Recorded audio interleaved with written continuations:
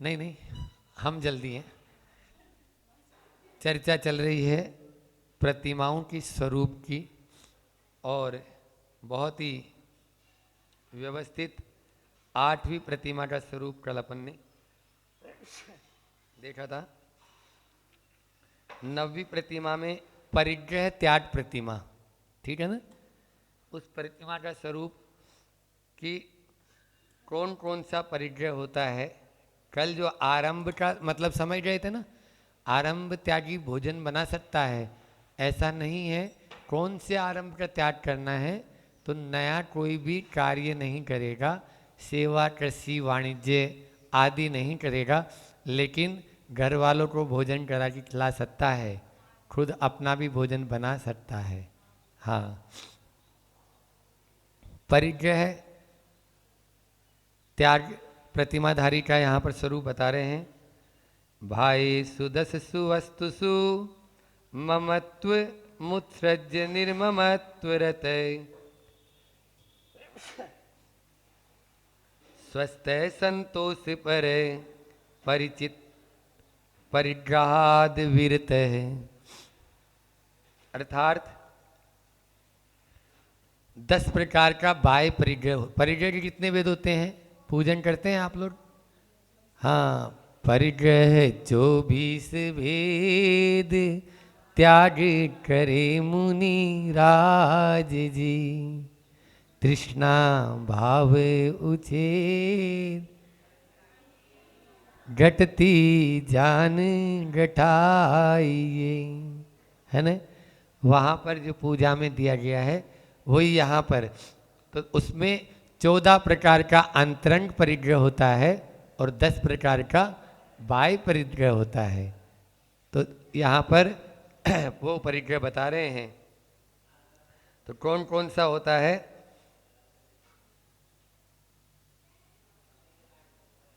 10 प्रकार का जो बाह्य 10 सु बाह्य सु, है न।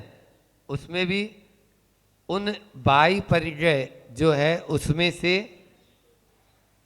अपना ममत्व भाव को हटा देना, उत्सृज्य यानी छोड़ देना, निर्ममत्व रहते और निर्ममत्व भाव को ले आए, उसको आत्मस्वरूप में स्थित होकर संतोष को धारण कर लें, संतोष में तत्पर हो जाएं, तब ही यह परिग्रह परिचित परिग्रहात सब ओर से स्थित परिग्रह से विरत कहलाता है।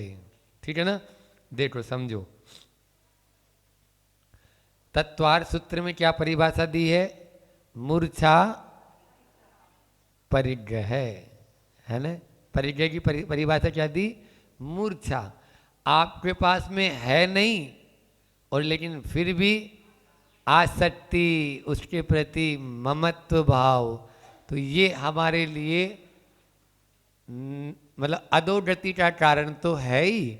साथ में जब प्रतिमाधारी हो जाता है, 7-8 प्रतिमा जब वो पालन कर चुका है, तो अब धीरे धीरे धीरे धीरे, क्योंकि आरंभ त्याग प्रतिमा में उसने एक अपने लिए निश्चित रूप से एक सीमा बना ली कि इतनी सीमा में अब मेरा काम हो जाएगा।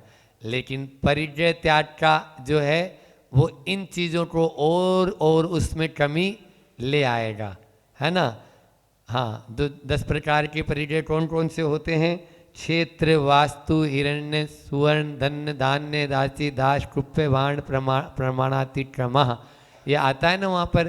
तो ये इन 10 प्रकार के परिग्रहों में वह इनको छोड़ देगा, विरत हो जाएगा इनसे, ठीक है ना। अब वो इनको नहीं रखेगा। लेकिन देखो कपड़े क्या हुआ इसमें बताया ना, क्षेत्र, वास्तु, हिरण्य, सुवर्ण, धन, धान्य, हाँ कुप्य, कुप्य दिया ना। तो ये कपड़े क्या है? परिग्रह है, लेकिन अभी पहने हुए रहेगा या नहीं रहेगा? महाराज जी बन जाएंगे। हाँ, तो इसके पहले जो यथा योग्य शब्द आया था, उस यथा योग्य को अपन को लगाना है कि वो इनकी सीमा बना लेगा, और जो बिल्कुल आवश्यक है जो जिसके बिना काम चल ही नहीं सकता है, बस उतना ही रखेगा, उससे ज़्यादा वो नहीं रखेगा। इसलिए परिग्रह त्याग प्रतिमाधारी, नो प्रतिमाधारी जब हो जाता है तो उसको संतोष आ जाता है। हाँ, संतोष जो है वो धारण कर लेता है, अब मेरे पास में जितना है उसी में ही अपना मैं काम निकाल लूँगा। पैसा टका आदि इनसे ज़्यादा अपना प्रयोजन नहीं रखता है, क्योंकि आना जाना इनका भी वो बहुत सीमित कर देता है, ताकि मुझे ज़रूरत पड़े ही नहीं, किसी के सामने बोलना ही नहीं पड़े, ऐसी उसकी भावना होती है। उसके बाद में आपके है इसमें आचार्य भगवान का चिंतन इसमें यही है कि हम जो है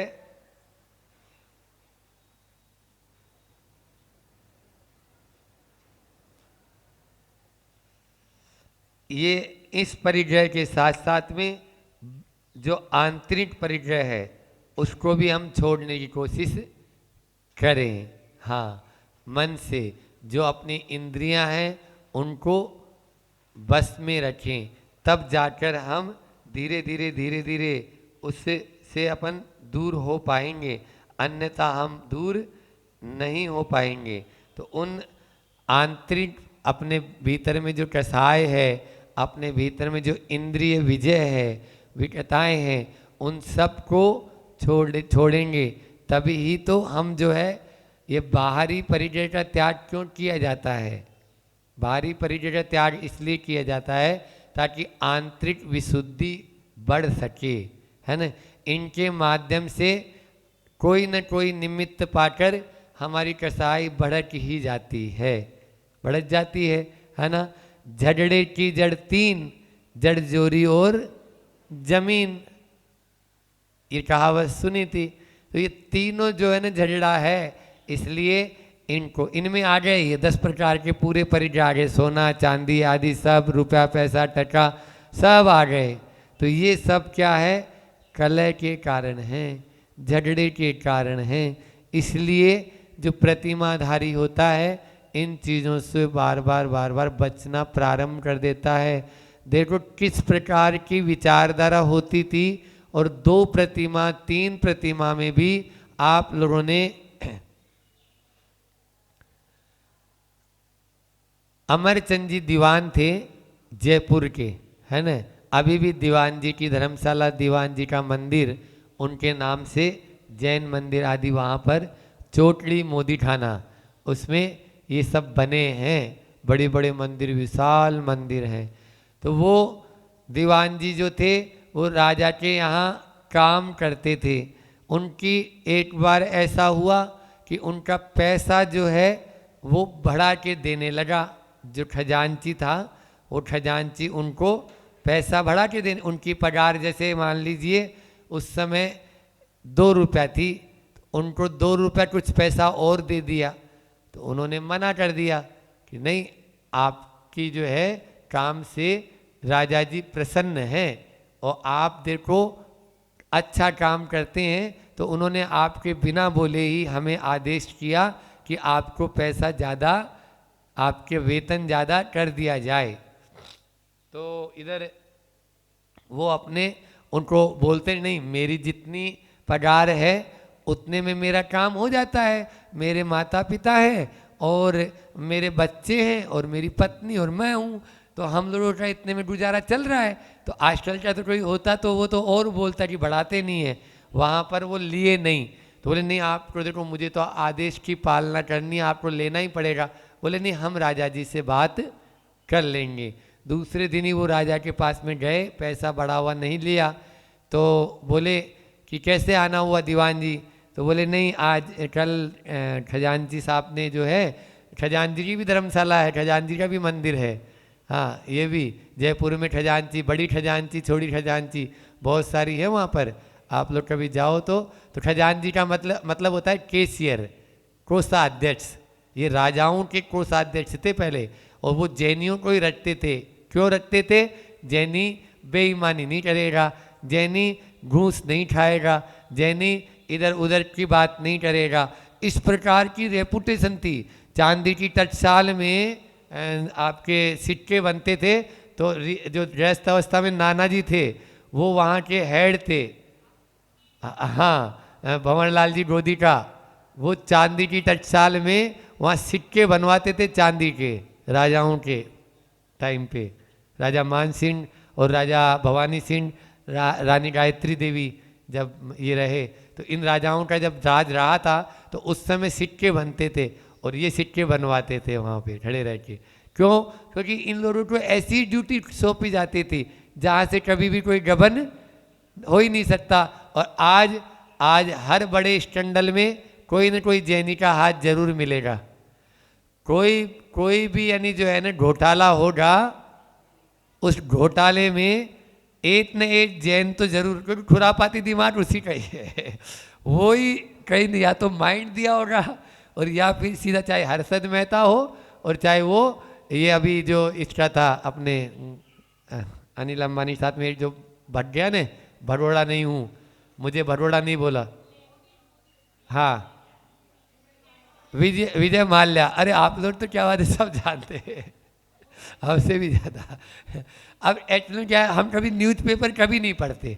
जब से हम मुनि महाराज जी बने, क्या पता कुछ लोग पढ़ते हैं, पढ़ना मतलब ऐसे खराब नहीं कि भाई इन चीज़ों को ध्यान में रखने की दृष्टि से आप लोगों के सामने बताने के शिक्षाप्रद जो होते हैं, लेकिन वो मन ही नहीं करता है, तो हम तो छूते ही नहीं है। शुरू में यहाँ भी 1-2 दिन तो लेके आया था वो, भाई हटाओ ये इतना टाइम ही नहीं है हमारे पास हम उसको छू पाएँ और उसको पढ़ पाएँ, कर पाएँ। चंद्रा स्वामी, ये सब वही।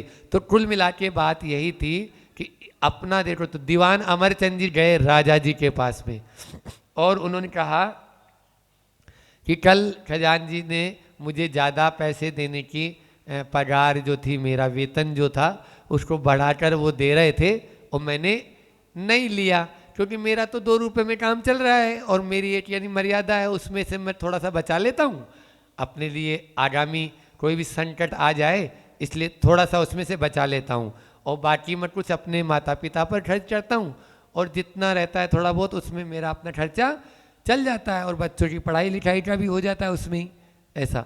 तो ये सब कुछ सुन रहे नहीं सुन रहे?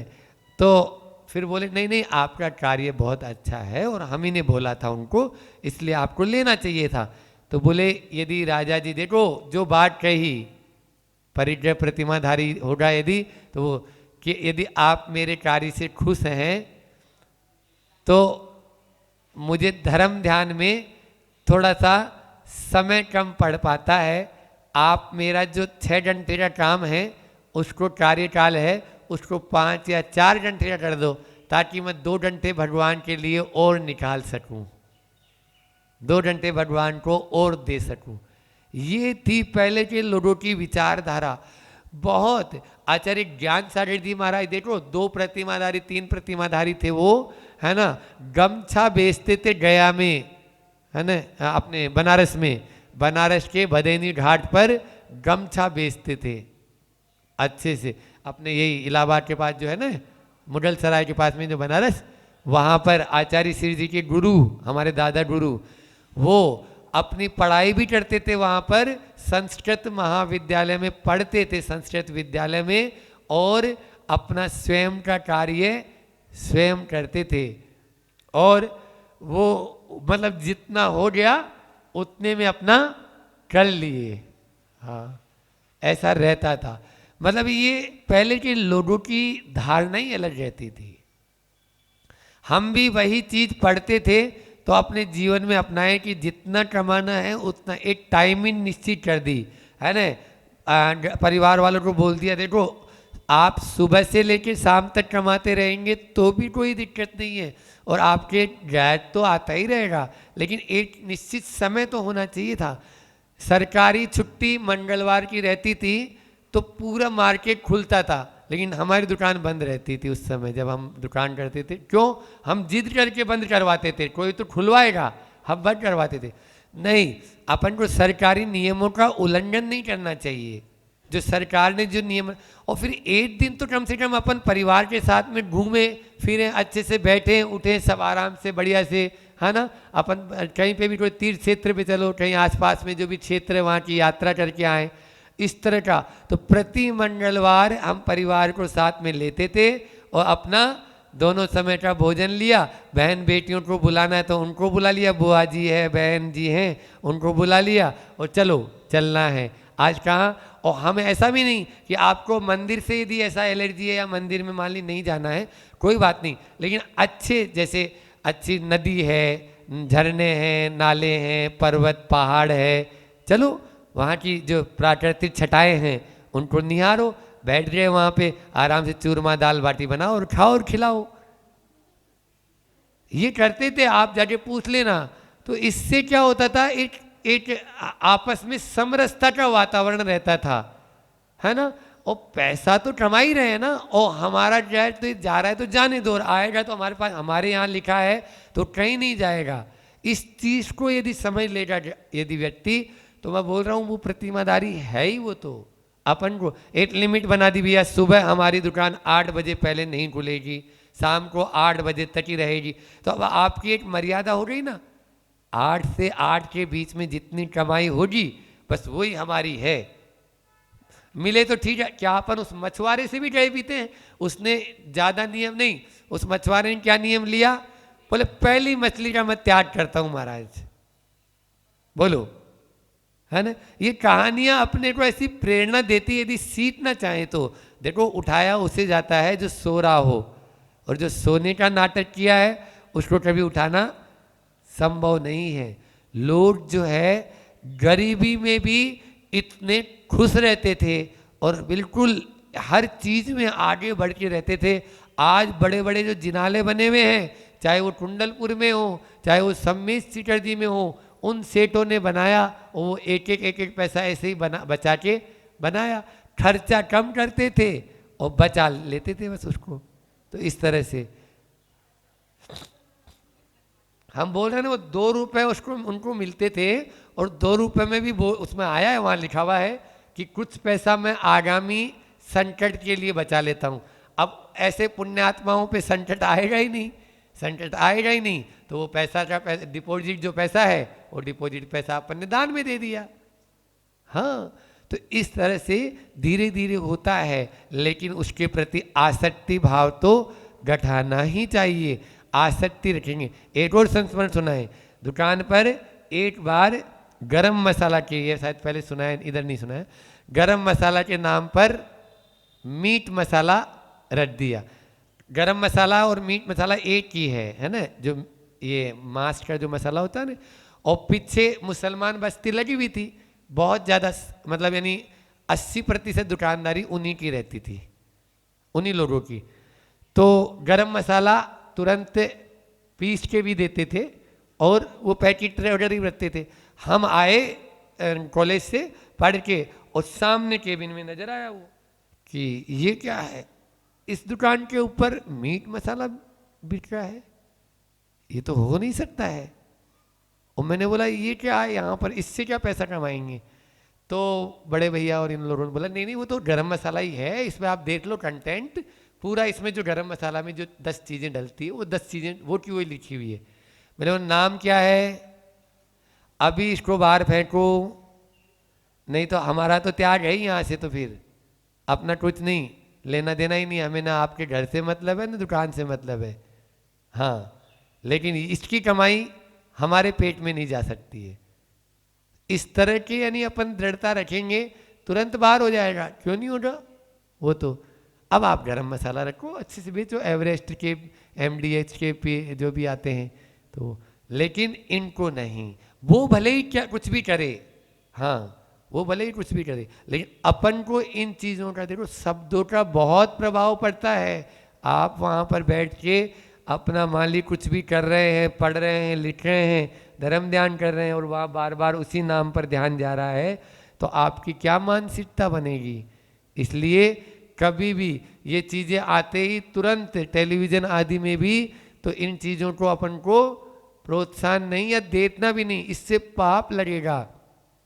सुधा सागर जी महाराज का एक बार हमने प्रवचन सुना था, एक क्षेत्र के ऊपर गए थे हम, याद है हम छोटे थे उस समय, तो ऐसे ही क्षेत्र 6-7 किलोमीटर दूर था एक क्षेत्र, बहुत अच्छा चंदा प्रभु भगवान का, बहुत बढ़िया प्यारा क्षेत्र। जैसी प्रतिमा ऊपर चंदा प्रभु जी की है ना अपनी, सेम इतनी ही बड़ी उस क्षेत्र पे अतिशयकारी पहाड़ की तलहटी में विराजमान थी। तो सुधा सागर जी महाराज बोलते हैं, जो हमने उस शब्द सुने कि एक कोई फिल्मी गाना कहीं दूसरी जगह बज रहा था, फिल्मी गाना बज रहा था, तो वो शब्द कानों में सुनाई दिए महाराज जी को। हम महाराज जी के पास में थे उस समय, तो आप लोग की तरह ही थे, तो खड़े थे। तो सुधा सागर जी महाराज बोलते हैं, पूर्व में कोई मैंने ऐसा पाप किया था जो ऐसे शब्द मेरे कान में सुनाई दे रहे हैं। क्या आया? हमने ऐसा कोई कर्म किया था जो उदय में आया, तो हमें ऐसे शब्द सुनाई दे रहे हैं जो कोई मतलब फिल्मी गाना था, वो ऐसे अश्लील वगैरह नहीं था, लेकिन फिर भी वो शब्द अपन को सुनने ही नहीं है। ये पहले के लोगों की मानसिकता भी रहती थी, भावनाएं भी रहती थी, और बचते थे, तब ही जाकर वो इन प्रतिमाओं का अच्छे से पालन कर पाते थे। चलिए आज इसको पूरा कर लेते हैं, ताकि कल से अपन सिद्ध चक्र की, सिद्धों की आराधना सुबह शाम दोपहर तीनों टाइम, तो हम चाह रहे हैं 10 दिन अपन सिद्धों के बारे में ही जो विधान करेंगे, तो उसके एक एक शब्द को लेकर या जो भी उसी बारे में चर्चा करेंगे, ताकि अपन और उसमें अंदर जा पाए। और एक तरह से सुबह से शाम तक का केवल मात्र एक ही कार्य रहे कि हमें सिद्ध बनना है, हमें सिद्ध बनना है, हमें सिद्ध बनना है। ऐसी भावना अपन बार बार करेंगे, और अर्थ भी समझ में आ जाएगा आपको, है ना। संस्कृत का जो अर्थ है, सुबह जितना समय रहेगा तो सुबह तो देख लेंगे, लेकिन उसमें भी अब वो प्रवचन भी उसी के ऊपर ही देख लेंगे। तो हमारा तो भाव है कि उसी पे ही अपना कर दिया, पूजा भी चल रही है, प्रवचन भी हो गया, तो दोनों काम हो गया। हाँ मिलेगी, क्यों नहीं मिलेगी, किताबें आ गई ना। अब यहां पर 10वीं प्रतिमा का स्वरूप बता रहे हैं। 10वीं प्रतिमा का नाम क्या है? अनुमति त्याग प्रतिमा। बोलना था ना, हाँ बोले, धीरे बोले। अनुमतिरारंभे वा परिग्रहे एहिकेषु कर्मसु नास्ति खलु यस्य समधि रनुमति विरतः समन्तव्यः। मतलब ये आचार्य समंत भद्र स्वामी यहाँ कह रहे हैं कि खेती आदि के आरंभ से वो पहले विरत हो गया था, परिग्रह 9वीं प्रतिमा में उसने त्याग कर दिया। हमने बोला था ना, ये तीनों हैं, फर्स्ट ईयर, सेकंड ईयर और फाइनल ईयर। अब यहाँ तीनों के नंबर एक साथ जुड़ रहे हैं, ठीक है ना। तो ये तीनों, वैसे भी हर प्रतिमा का जो प्रथम, उसके पहले वाली जो प्रतिमा है, उसका दूसरी प्रतिमा वाला भी पालन करेगा। ऐसा नहीं कि दूसरी प्रतिमा ले ली, चौथी प्रतिमा वाले ऊपर की 3 प्रतिमाओं का तो पालन करेगा ही करेगा। ये तो ये यहाँ पर भी वही बात आ गई है कि वह परिग्रह और आरंभ का त्याग कर चुका है, और इस लोक संबंधी जो कार्यों में जिसके अनुमोदना नहीं है, अब वो अनुमति त्याग प्रतिमा धारी कहलाता है। सबसे अब समान बुद्धि का धारक है, किसी में भी कोई भी कार्य में अनुमति उसकी नहीं रहती है, ऐसा वह अनुमति त्याग प्रतिमाधारी जानना चाहिए।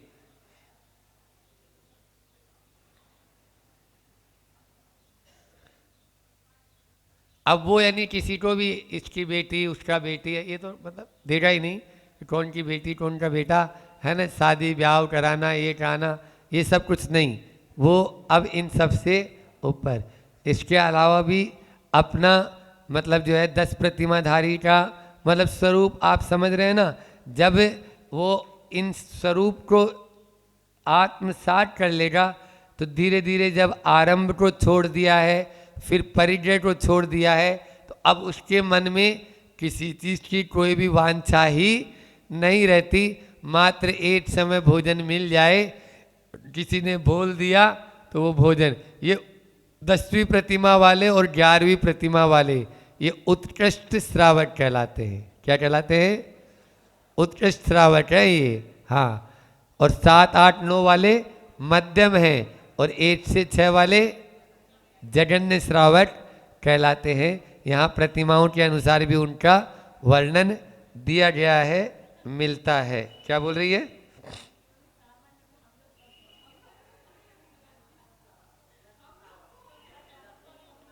अब देख लो, मैंने इसीलिए बोल दिया कि जघन्य कहाँ तक है। उसके बाद में एटम श्रावक के कई भेद होते हैं, है ना, तो उस दृष्टि से। हाँ, क्या बोल रही है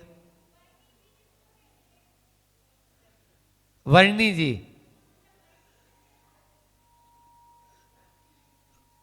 वर्णी वैसे तो 7 प्रतिमाधारी को भी वर्णी कहते हैं। मतलब वर्णी का अर्थ क्या है? आप जिनेन्द्र वर्णी, राजेंद्र वर्णी, है ना, ये हुए हैं गणेश प्रसाद जी वर्णी। तो ये एटलू में क्या करते थे, जो शास्त्र स्वाध्याय में पारंगत हो जाते थे वो लोगों को मतलब यानी उपदेश देते थे, जिसको कहे अपन, तो उनका ज्ञान का क्षयोपशम उनका थोड़ा ज़्यादा रहता था। तो वो एक उपाधि है, वर्णी की उपाधि है, और वो किसी गुरु के द्वारा दी जाती थी। आजकल तो सब लगा लेते हैं, ठीक है ना? क्यों? क्योंकि अब वो उपाधि के पीछे ही रह रहा है। चलिए, तो एक और लेते हैं अपन। अंतिम 11वीं प्रतिमा है, ग्रह तो मुनिवन मित्वा गुरुप कंटे व्रतानि परिग्रह्य वेक्षे वेक्ष्यावसन वसनस तपस्वन उत्कृष्ट उत्कृष्ट चेल खंडधरा, है ना, उत्कृष्ट चेल खंडधरा। अब यहाँ पर 11वीं प्रतिमाधारी जो होते हैं वो अब घर पर 10 प्रतिमाधारी तक कहाँ रह सकते हैं? अब ग्रह तो मुनिवन वित्वा, है ना, या तो वो मुनियों के साथ में रहे या वो जिनालय में जाकर रहे। जैसे अभी आचार्य श्री जी ने आश्रमों में व्यवस्था बना दी कि उनके लिए आश्रम बना दिया, अब वहाँ जाकर वो रहें। ये 11 प्रतिमा वाले रहते हैं। उसमें भी इसमें और परिग्रह मतलब अपने शरीर पर केवल मात्र एक वस्त्र धारण करते हैं, वो उत्कृष्ट कहलाते हैं। तो इसका दूसरा अर्थ निकल जाएगा कि जघन्य से 2 वस्त्र वाले भी होते हैं। वो कौन होते हैं? छुल्लट जी होते हैं, ठीक है ना।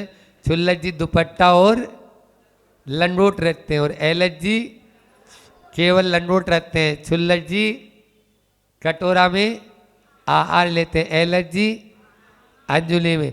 छुल्लट जी वाहन में बैठ सकते हैं, एलच जी छुल्लट जी जरूरी नहीं है, कैंची लोच भी हो सकता है। कैच लोच की जगह कैंची का लोच भी हो जाएगा, लेकिन एलर्जी, हाँ, इस तरह से। तो ये 11 प्रतिमाधारी के स्वरूप का यहाँ पर वर्णन, गुरु के पास में गुरु कंटे रहेंगे और उत्कृष्ट श्रावक का ये धारी होते हैं। इस प्रकार से यह अपनी उदर पूर्ति के लिए वह एक कटोरा अपने साथ में, हाँ, और वेक्षासन वित्सा से भोजन करेगा।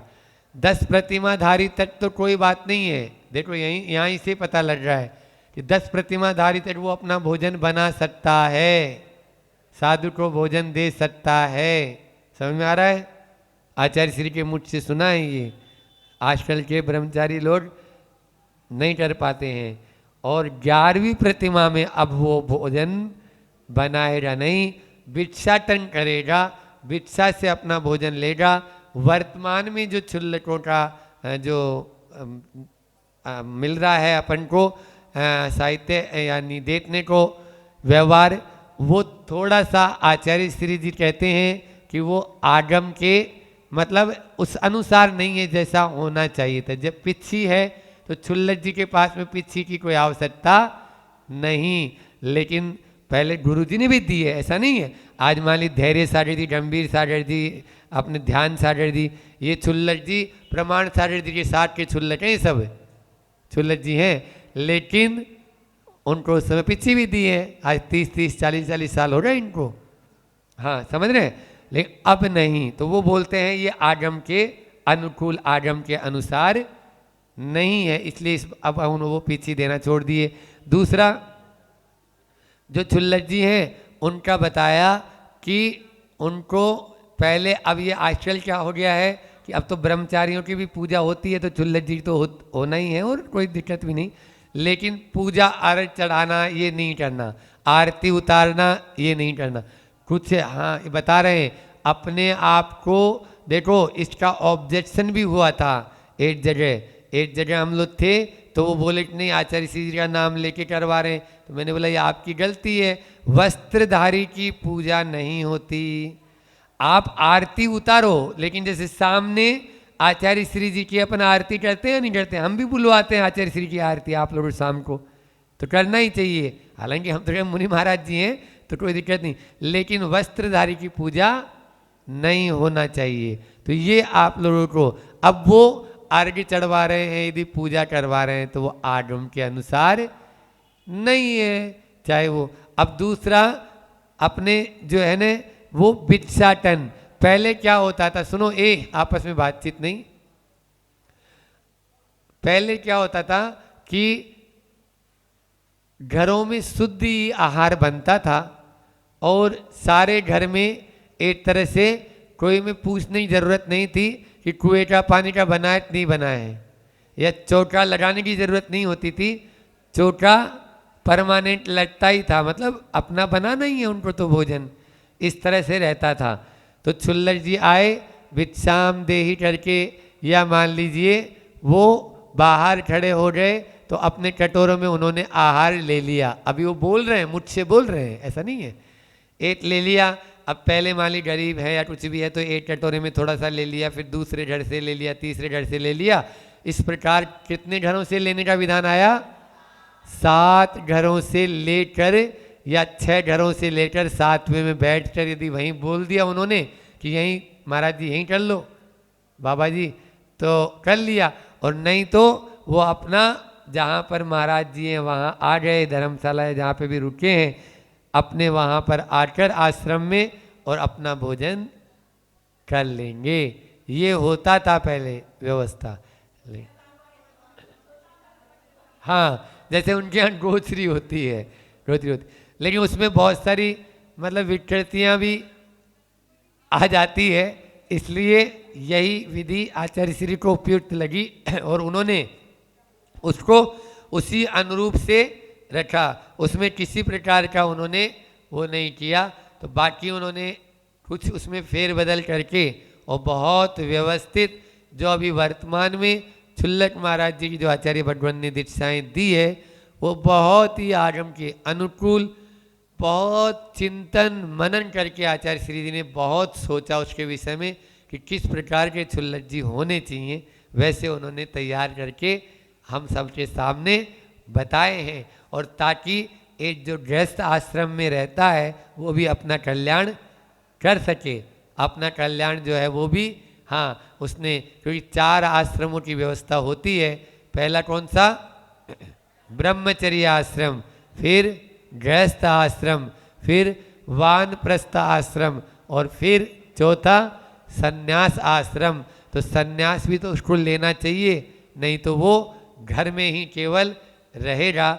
इस प्रकार से वह अपना आत्म कल्याण कब कर पाएगा। तो आत्म कल्याण करने के लिए यह बहुत सुनहरा अवसर हम सबके सामने गुरु जी ने दिया है, तो आप लोगों को भी चूक उसमें करनी नहीं चाहिए। और अपनी शक्ति को छिपाओ नहीं, शक्ति तो अनंत है ही, और ये तो शरीर तो रोता रहेगा, इसका रोने का काम है, इसलिए कूद जाओ। कूदने के बाद में कुछ नहीं होगा, जो होगा वो तो यहाँ भी होगा, जो होना है वो तो यहाँ भी होगा। तो यहाँ से आरती पे अपन जाने की बजाय किसी क्षेत्र पर रहकर अपना कल्याण करें, यह एक बहुत बड़ी बात होगी। एक बार संस्मरण बाद में सुनाएंगे फिर एक। हाँ, अभी तो समय उधर देखो पीछे, तो अपन अभी इसमें करेंगे सिद्ध चक्र, कैसे सिद्ध बनेंगे अपन। सिद्ध चक्र विधान के माध्यम से भी अपन को बहुत कुछ सीखने को मिलेगा।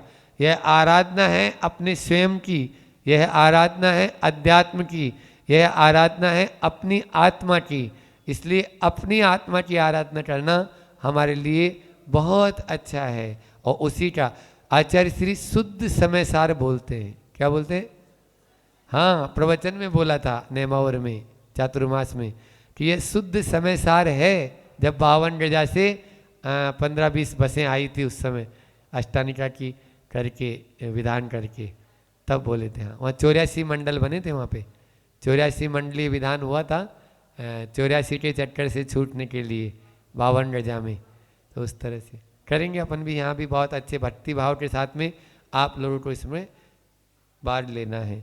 मिथ्यात्म नाश वेको, ज्ञान की प्रकाश वेको, आपा पर भास वेको, छऊ द्रव्य सपर पीछान वेको, अनुभव बताए वेको, काउन सताए वेको, हता तार वेको, सुख विस्तार वेको, जावाणी के ज्ञान ते सूझे लोटा लोट, सोवाणी मस्तक नमु सदा देत हूँ डोट। हे जिनवाणी भारती तोई जपू दिन रेन, जो तेरा शरणान गए सो पावे सुख चैन। देव बजू अरिहंत को गुरु सेवा निर्गंत, दया धर्म पालो सदा यही मोक्ष का पंथ।